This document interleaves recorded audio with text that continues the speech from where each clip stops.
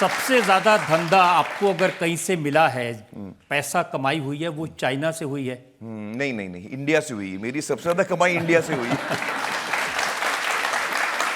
China में एक film मेरी बहुत चली है, दंगल। 2 फिल्में, एक सीक्रेट सुपरस्टार और एक दंगल।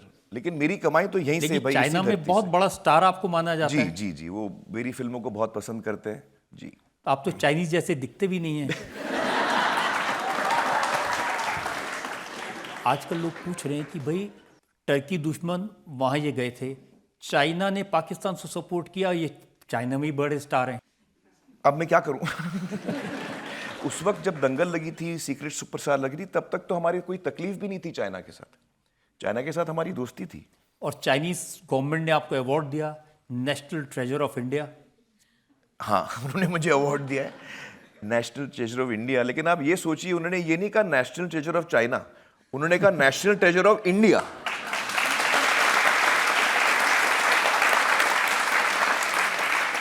तो वो भी मानते हैं कि मैं इंडिया का नेशनल ट्रेजर। लेकिन चाइना तो आजकल हमारा दुश्मन बना हुआ है ना। जी जी, आप बिल्कुल सही कह रहे हैं। जो जो हमारे खिलाफ होगा, मैं हमेशा हिंदुस्तान के साथ खड़ा रहूंगा, हमारे आर्म्ड फोर्सेस के साथ खड़ा रहूंगा और हमारे देश के साथ खड़ा रहूंगा। आज देखिए, इंटरनेशनल कम्युनिटी को ये समझना बहुत जरूरी है कि भाई उन्होंने हमारे इनोसेंट सिविलियंस को एक टेररिस्ट एक्ट से मारा है।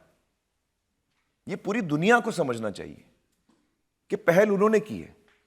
उन्होंने हमारे इनोसेंट लोगों को मारा है। ये कोई तरीका है? ये इंसानियत पे हमला है।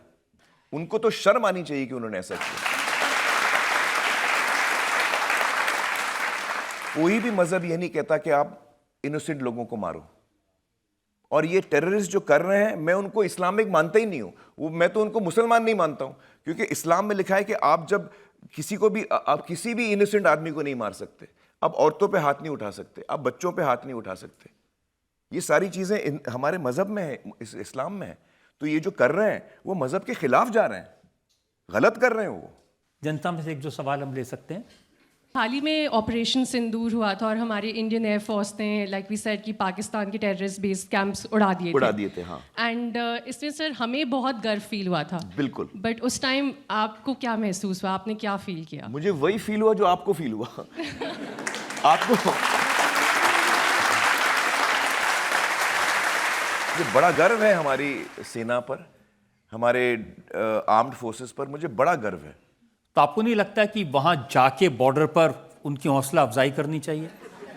मैं गया हूं, शायद आप लोगों को पता नहीं है ये बात।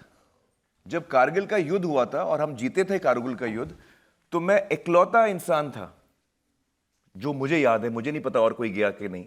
उसके बाद मैंने 1 दिन 2 दिन 3 दिन नहीं, मैंने 8 दिन बिताए हैं कारगिल में। मैं लेह में लैंड हुआ हूं सर, मैं लेह में लैंड हुआ हूं और वहां से लेके श्रीनगर तक जो सड़क जाती है, for 8 days I was on the road. और मैं हर रेजिमेंट से मिला हूं। मैं असम राइफल से मिला हूं, राजपूताना राइफल से मिला हूं, लद्दाख स्काउट से मिला हूं। जितने, मतलब अभी भी तो सारे रेजिमेंट्स के मुझे नाम भी याद नहीं है, लेकिन जितने रेजिमेंट्स थे उस 8 दिनों में मैं सिर्फ जवानों से मिला हूं। और मैंने उनकी हौसला अफजाई मैं करने गया था कि आपने युद्ध हमारे लिए जीता है, आपने हमारी हिफाजत की है, मैं आपको प्रणाम करता हूं और मैं आपका शुक्रगुजार हूं। ये मैंने किया है। मैं शायद इकलौता हूं। और कोई गया है भाई, मुझे बताइए। और आपको याद है? कई लोग गए हैं वहां पर, उन्होंने गाना गाया, डांस किया, फिर वापस आ गए।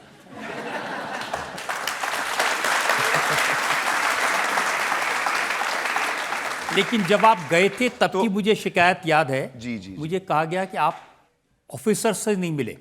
जी, मेरी एक रिक्वेस्ट थी रजत जी, आर्मी के हाई कमांड से मैंने एक रिक्वेस्ट की थी कि मैं ये 8 दिन बिताऊंगा, जवानों के साथ बिताऊंगा। तो ऑफिसर तो जाहिर है वह रहेंगे वहीं, लेकिन मुझे पूरा वक्त जवानों के साथ गुजारना है। तो इसीलिए मैंने ये एक रिक्वेस्ट की थी कि मैं सिर्फ जवानों के साथ गुजारना चाहता हूँ, उसके साथ ऑफिसर्स भी हम लोग साथ रहेंगे। और अभी मैं वो बात फिर आई दिमाग में, फिर चली गई। गजनी हो गया यार।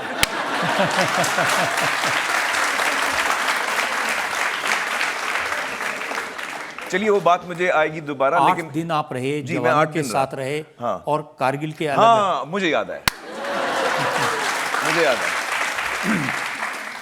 देखिए ये बहुत बड़ी बात सर, मैं ये बहुत बड़ी बात बोलने जा रहा हूं और आप मेरी बात से सहमत होंगे। मैं गया था वहां पे उनकी हौसला अफजाई करने। 8 दिन मैं जब रहा उनके साथ तो मुझे रियलाइज हुआ कि हमारी जो इंडियन आर्मी है, जो हमारे जवान हैं, उनको हौसला अफजाई की जरूरत ही नहीं है।